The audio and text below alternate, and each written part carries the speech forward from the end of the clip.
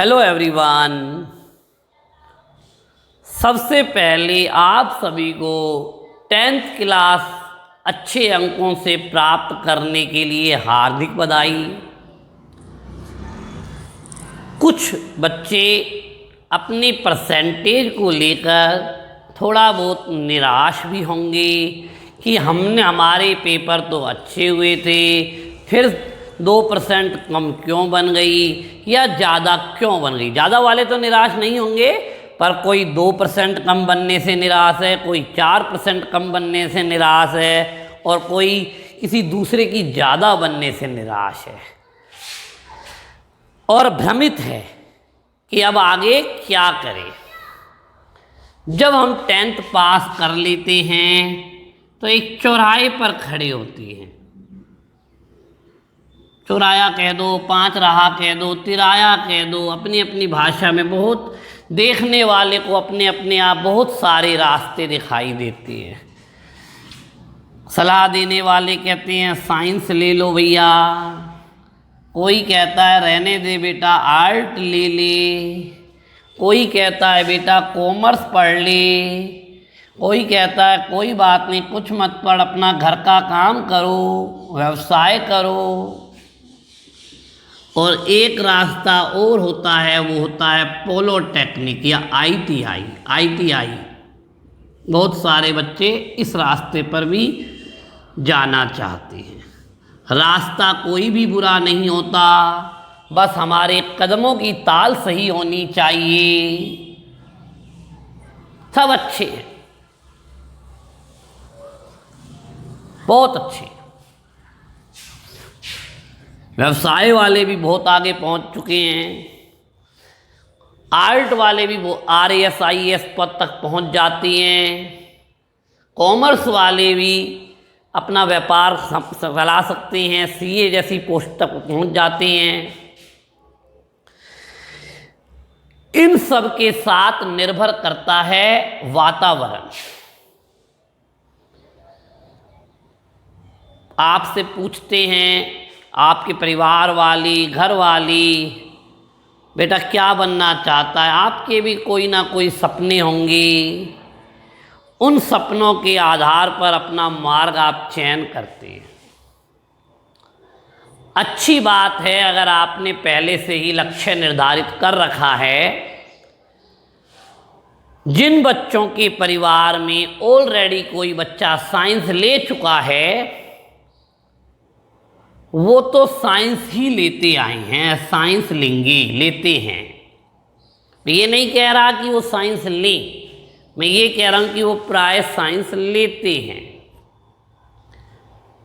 हाँ, जिनके परिवार में कोई बच्चा पहले कभी 10th पास या मतलब बड़े भाई बहन जिनके नहीं हैं, उन्हें थोड़ी समस्या होती है कि क्या करें।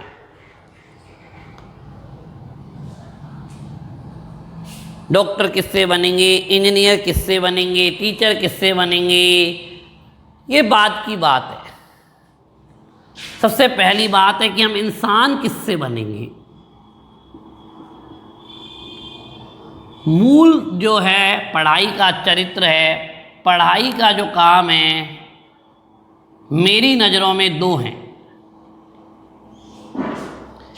एक तो चरित्र निर्माण करना,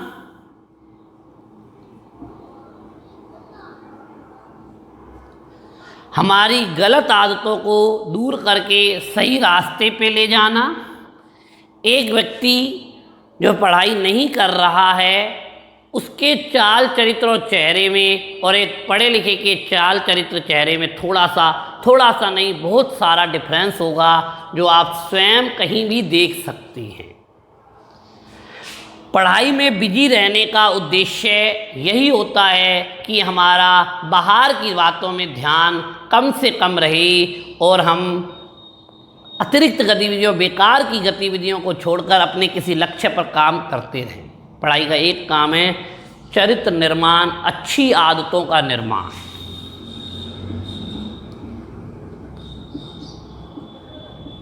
अच्छी आदतों का निर्माण।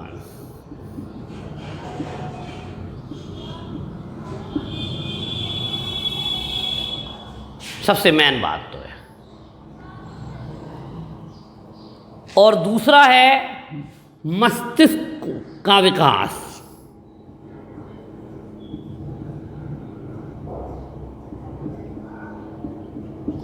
पढ़ाई के दो काम हैं, एक तो अच्छी आदतों का विकास करना, अच्छी आदतों का निर्माण करना, दूसरा हमारे मस्तिष्क का विकास करना।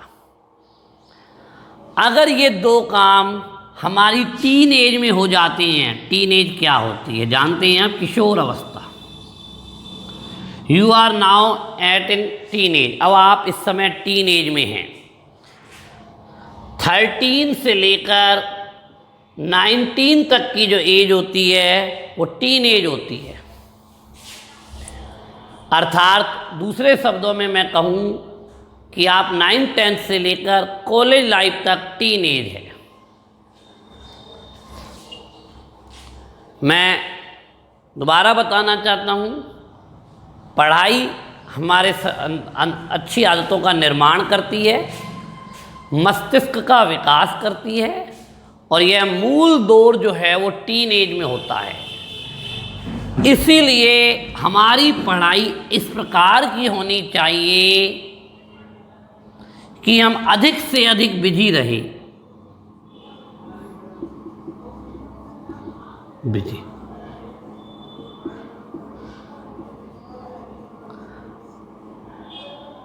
यूं तो पाठ्यक्रम की गरिमा और सीमा इस प्रकार की होती हैं कि किसी में भी आपको समय नहीं मिलेगा।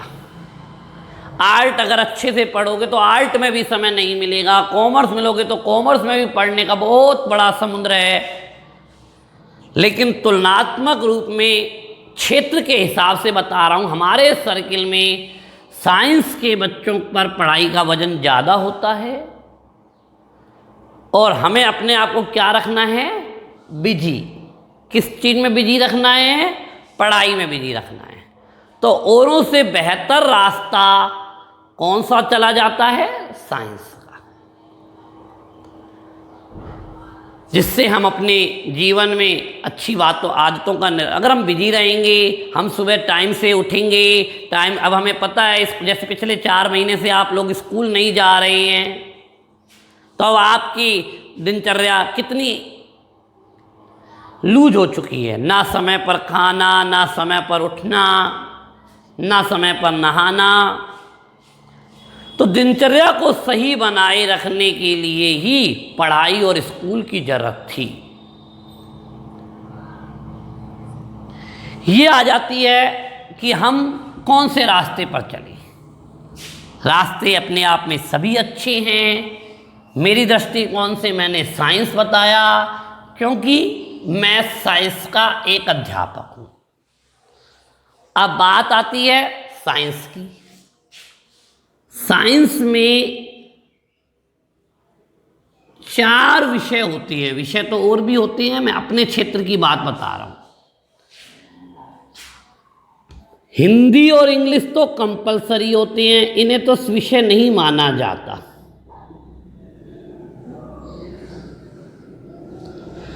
ये उतने पढ़ाए जाते हैं जितना हमारा व्यवहारिक ज्ञान हिंदी और इंग्लिश में बना रहे, कि हम जब आगे बढ़े हों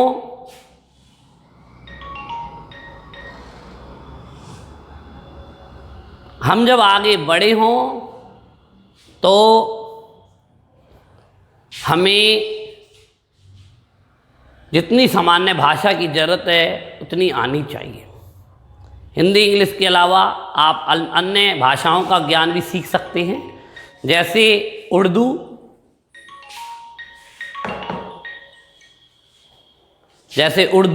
Punjabi, Sanskrit.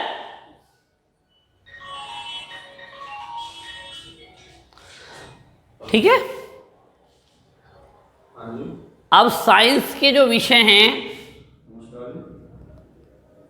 Physics, chemistry, bio, math.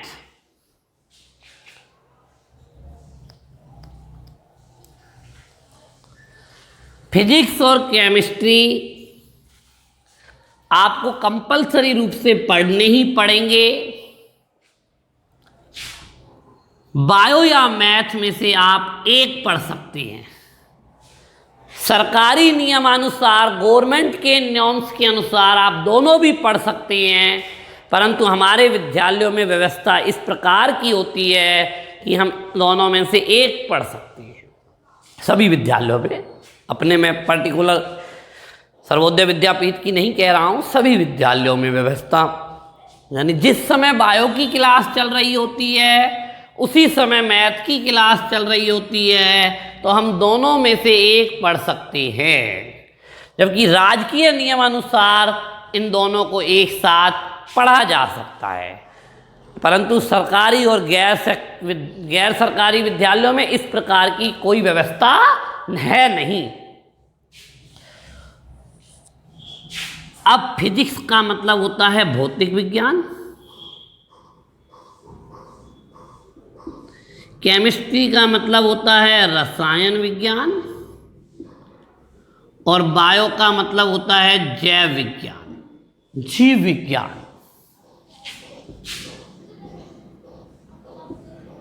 भौतिक विज्ञान के अंतर्गत हम भौतिक चीज़ों का अध्ययन करते हैं, जैसे पंखा कैसे चलता है, जनरेटर कैसे काम करता है, फोन कैसे काम करते हैं। रसायन विज्ञान के अंदर रसायनों के बारे में अध्ययन करते हैं, रसायन जैसे HCl, जैसे HNO3, जैसे NaOH, जैसे NaCl। और जीव विज्ञान के अंदर हम जीवों के बारे में अध्ययन करते हैं, प्लांट के बारे में, छोटे व बड़े जीव के बारे में।